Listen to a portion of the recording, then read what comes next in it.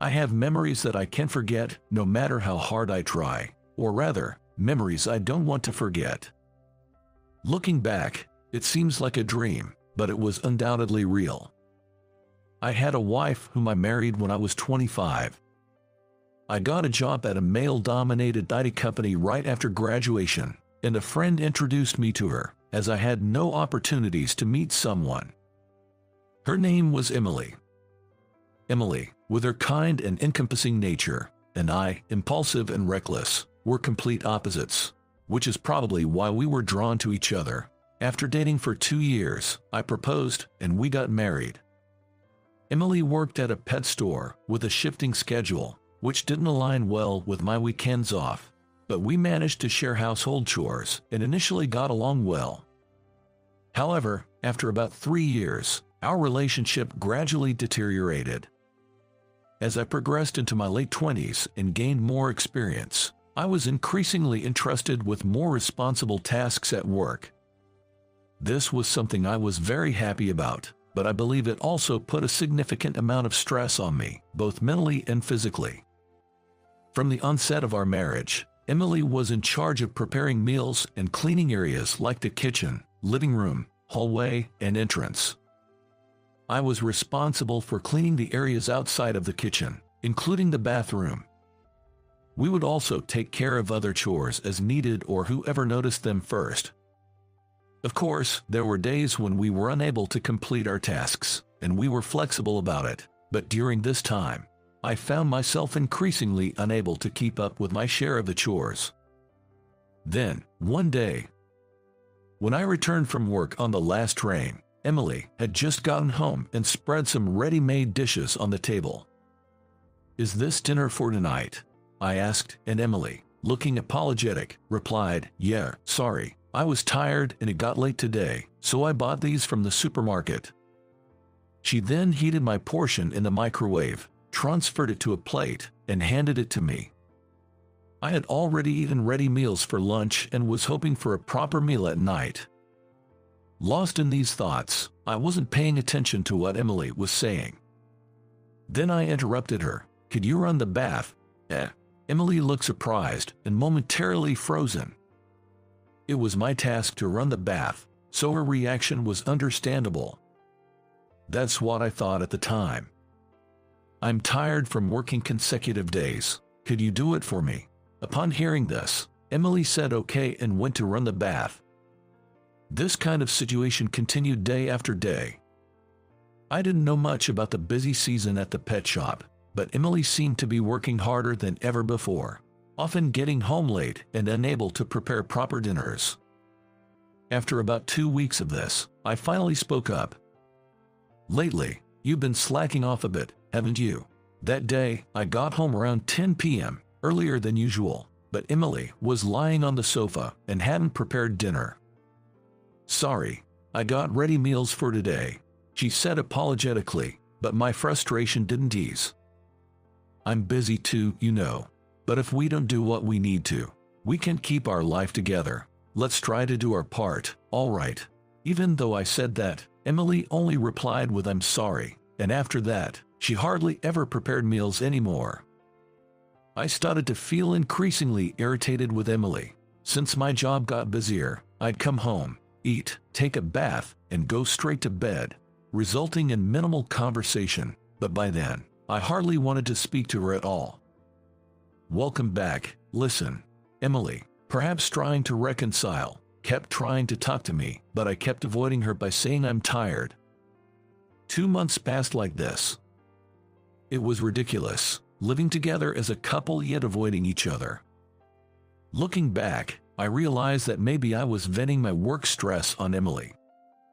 That's why I felt I deserved the punishment that came. On a rainy day in summer, when I got home around 11 p.m., Emily was nowhere to be found. I wondered if she hadn't returned from work yet.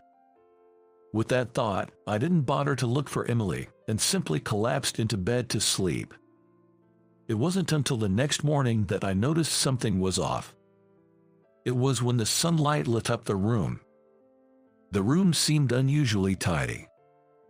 Curious, I opened a closet and found that all of Emily's clothes were gone.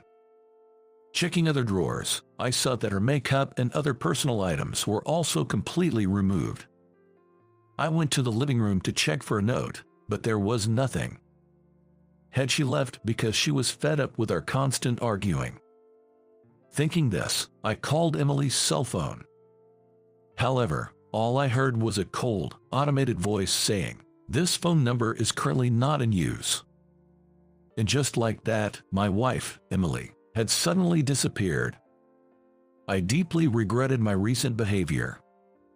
Since I too had occasionally shirked my share of the chores due to being busy, I should have been understanding and said, "It happens to the best of us." I should have embraced Emily's attempts at reconciliation instead of pushing her away. I should have faced our issues together. It's true, you often only realize these things once you've lost them.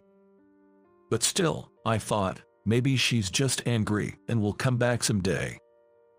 When she does, I'll apologize properly. I was still naive at that point. A month passed since Emily disappeared. My busy work schedule finally slowed down, and I had more idle time than usual. This situation led to me spending more time than ever thinking about Emily, and I was haunted by the anxiety that she might not return. Then, in my mailbox, I found an envelope without a name on it. Since there was no stamp, it was clear that it had been delivered directly. After I got home, I opened the envelope to find something shocking inside. A divorce petition. For a moment, I thought it might be some kind of prank, but there was already Emily's signature on one side. It was unmistakably Emily's handwriting. I searched the envelope for anything else, but there was nothing. Why? How could this happen? My behavior had hurt Emily so much that she wanted a divorce. But I wished she had at least told me face to face. The idea that everything would end without any real communication, just with a single piece of paper, was unbearably frustrating. I had only visited Emily's family home once, far away, and didn't even remember the address or phone number. Seeing how the letter was delivered directly, without any chance of tracking through a postmark, it was clear that Emily didn't want to see me.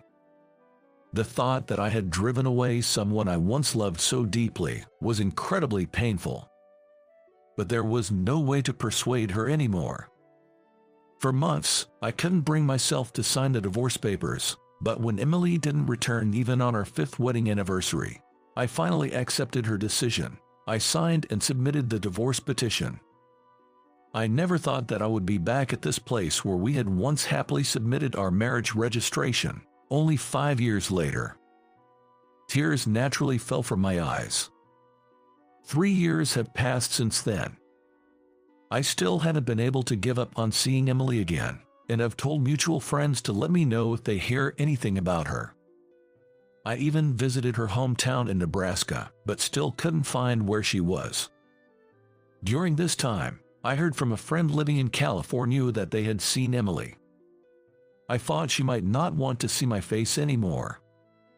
I thought about it, but I knew I couldn't move on without seeing her and hearing her true feelings. And I desperately wanted the chance to apologize. If I became a burden, I decided I would leave immediately.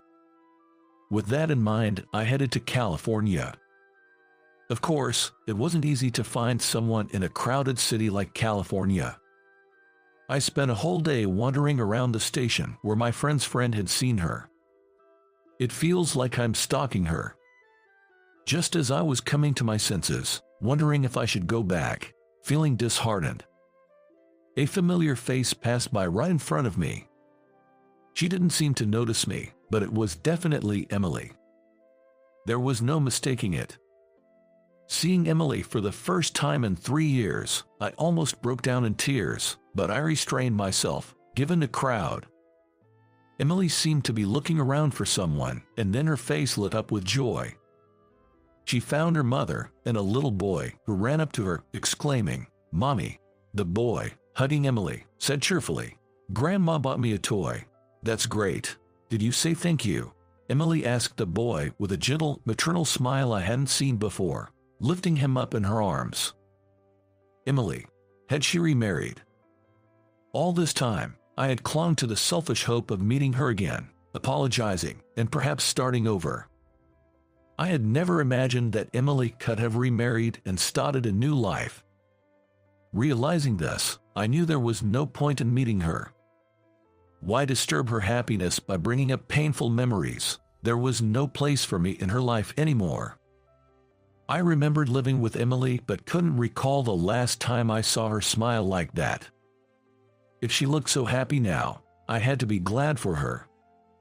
But part of me wished I had been the one to make her smile like that. No matter how much I regretted my past mistakes, I couldn't turn back time. As tears threatened to spill, I turned away from Emily and her family, heading toward the station restroom. That's when. May I have a moment with you? When I was called from behind and turned around, there stood Emily's mother. There was no sign of Emily or the little boy next to her, leaving me with a mix of relief and disappointment. "You are Nate, right?" she asked, recognizing me. "It's been a while," I replied. Emily's mother suggested we talk at a nearby cafe. As soon as we sat down, she apologized. "I'm sorry for what my daughter did 3 years ago." "No, I'm the one who should apologize for making Emily suffer," I said. I had so many questions. Why did Emily leave without a word? How is she living now? Was that boy really her child? But it felt intrusive to ask.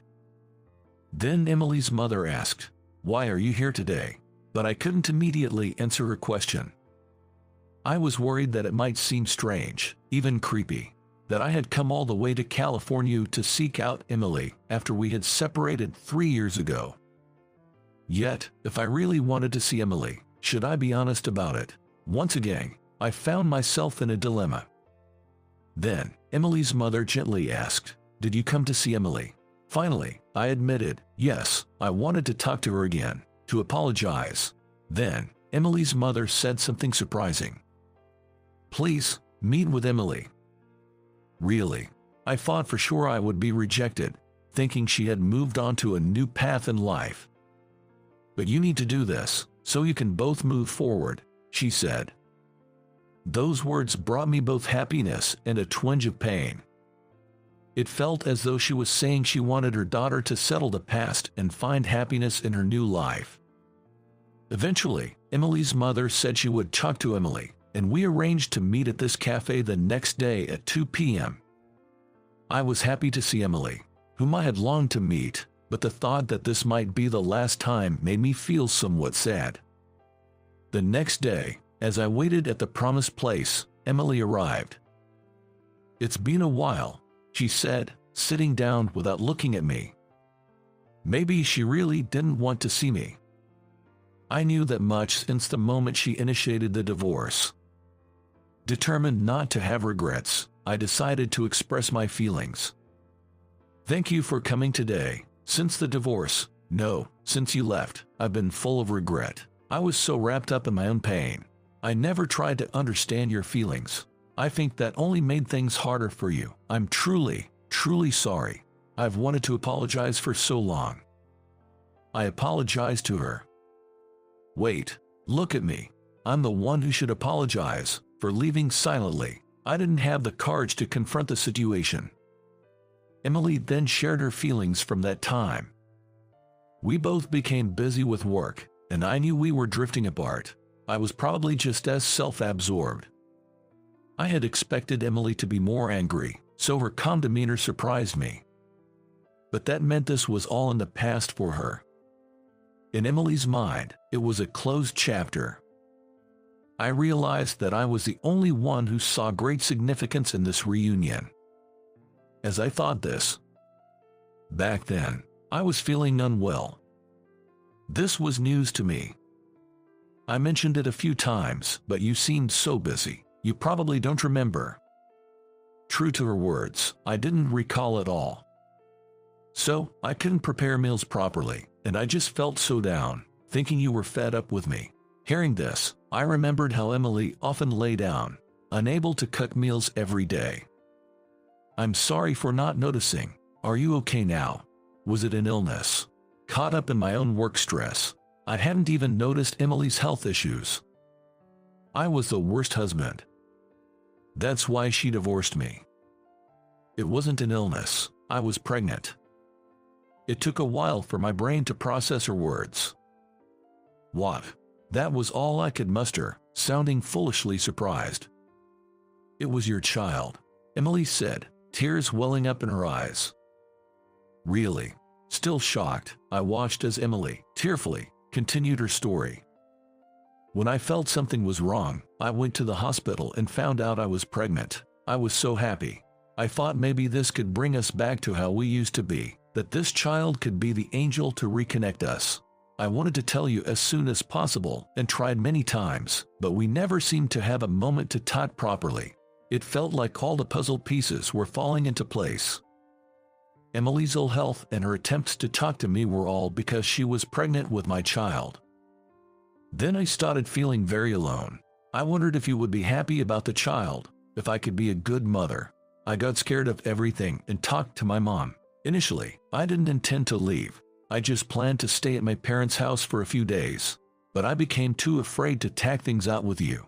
I ran away. I'm so sorry for keeping silent about something so important all this time. Emily apologized again. And the child? I asked nervously. It's a boy. He's 3 now and growing up healthy, she replied. Was he the one with you at the station yesterday? I think my voice was trembling. Yes, that's right, Emily replied. Upon hearing her words, tears uncontrollably started flowing from my eyes. The image of that child, who had clung to Emily calling her mommy, was still vivid in my mind. That was my child. Before I knew it, I was holding Emily's hand. And without being able to hold back, I said, "Thank you." Hearing that, Emily also started crying. I'm sorry for not realizing the pain you went through for our child and for behaving terribly. I was selfish, truly sorry. But I've always wanted to tell you this. If possible, if you can forgive me, I want to live with you again.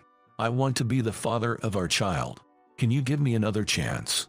The wait for Emily's response felt incredibly long.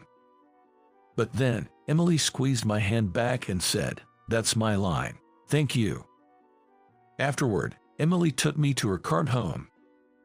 Our son, Isaac, didn't act shy at all despite meeting me for the first time. "Dad, did you come from far away?"